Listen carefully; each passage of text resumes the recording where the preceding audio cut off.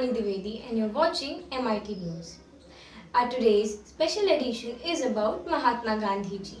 As we all are celebrating 152nd birth anniversary of Father of our nation, so MIT News brings you some interesting stories about Gandhi's life. Some interesting stories around Gandhi's life.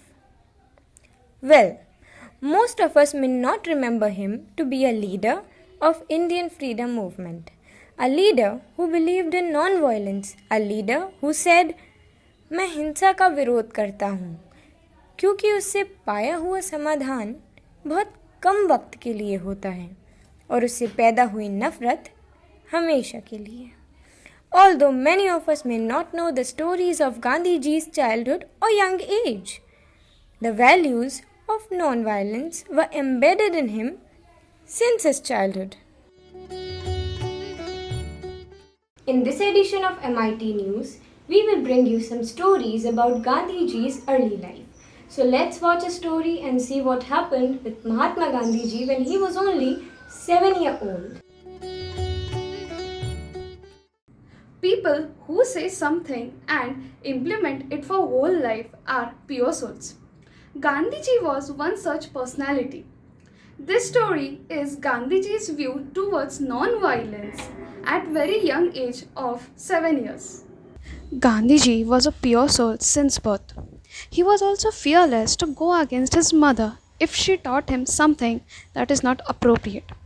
His era of non-violence started when he was just 7 years old. One day he was playing with his elder brother and his brother teased him for something. He went to his mother to complain about his elder brother. His mother said, "Why didn't you hit him?" His mother suggested him to hit back his brother. Answering to his mother, he said, "How can you teach me to hit people? Why should I hit my brother? Why should I hit anyone?" His mother wondered where her little son got such ideas. From a very young age, Gandhiji was against violence and his thoughts were to solve problems without violence. I am Vaishnavi Patil with cameraman Rajesh Bidkar, MIT News. Do you know when Gandhiji was in primary school, he believed in equality, even though the social practices around him were not that stable. Untouchability was in practice. So even thinking about equality during those days was a big deal. In our next story, let's watch Gandhiji's encounter with untouchability when he was in school. When Gandhiji was in primary school, he spent the majority of his free time at school alone reading. Unlike other kids, he was shy and he did not particularly mix well with his classmates. However, he did have a friend, a boy named Oka. Oka was a sweeper at the school and also an untouchable. One day, when Gandhi rushed to his friend to share some sweets, Uka warned him to not come close. When Gandhi asked him the reason, Uka replied, "I'm an untouchable, master." This, of course, didn't stop Gandhi from filling Uka's hands with sweets. At that time, Gandhi's mother spotted him and ordered him to return to her immediately. So let's connect to our reporter Shivani Bhaira to know more about this story. So Shivani, can you tell us what did Gandhiji's mother do after she found out making Gandhiji contact and giving him sweets to his classmate Uka? And what did Gandhiji mother told him? Like, did she scold him and what did Gandhiji replied? She reprimanded him for going against Hindu customs. At that time, Gandhiji replied, "I don't agree with you, mother. I find nothing wrong in touching Uka. How is he different from me?" To which his mother had no reply. This represents that Mahatma Gandhi practiced the value of equality since his childhood. This is Shivani Bharat reporting from MIT News. Gandhiji once said, honesty is incompatible with amassing a large fortune. We all know how honesty was a very big part of his life. And let's see in our next story how honesty played a crucial role in his life when he was in high school. Mahatma Gandhi had imparted so many of his qualities into others. This makes me wonder, where did he get these qualities himself? One quality that resonates with his name his truth, and honesty.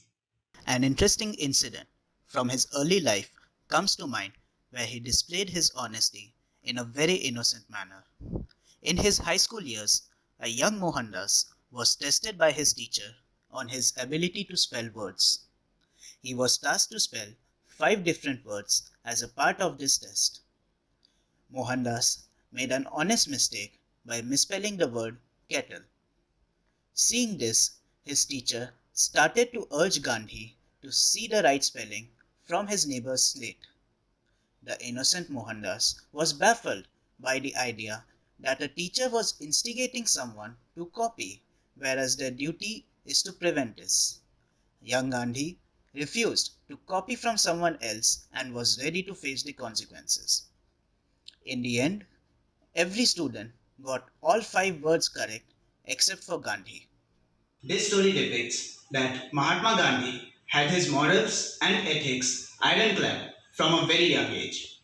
Even in the pressure of an examination, every mind has faced certain tendency and temptation to cheat. But this was not the case for our father of the nation, Mahatma Gandhi. This is Aniket Gupta reporting for MIT News with cameraman Archisha Gupta. Now let's move on to a few ground reports by our reporters. In our next ground report, you will see Gandhiji's association with some places. He called this place as Switzerland of India. He stayed there for about 2 weeks in 1929. Kosani, a hill station in Uttarakhand. People over there still remember Gandhiji's association with that place. Our reporter Nandini brings us some ground report from Kausani. Mahatma Gandhi was truly a nature-loving person. We all know that. But many few of us know about his trip to beautiful hill station of Uttarakhand, that is Kausani. When, why, where, these must be few questions surrounding your mind right now. Now, I will be clearing all your questions in head. Kausani is a place in Bageshwar district of Uttarakhand. There is a place called Anashakti Ashram which is 5,747 feet above ground level. Now let's start with the journey of Mahatma Gandhi visit to Kausani. Gandhiji visited here in the year 1929 at the time of summer. It was the period when he was in the middle of writing the concept of Anashakti Yoga. He was touring across India and Kausani was stopover of just 2 days. Although he was so much allured by the serene beauty of Himalayas that he extended his stopover for 15 days. He stayed in Anashakti Ashram and continued writing his concept of Anashakti Yoga. He was so astonished by the beauty of Himalayas that he kept the name of Kausani as Switzerland of India. And from this day, Anashakti Ashram was also known as the Gandhi Ashram. Locals of Kausani also say the story that Gandhiji went there because he was so sick.